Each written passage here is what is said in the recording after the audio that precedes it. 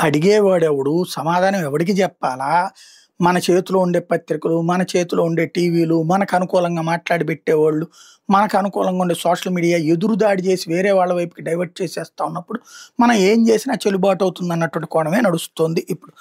'Big boss' బరితెగింపు అంటూ 'సాక్షి' ఒక వార్త రాసుకొచ్చింది. ఇందులో 72% పనులకు 363,00,00,000. అసలు విషయం ఏంటంటే ఎమ్మెల్యేలు, ఎమ్మెల్సీలు, ఐఏఎస్‌ల కోసం రాజధానిలో 432 ప్లాట్ల నిర్మాణం.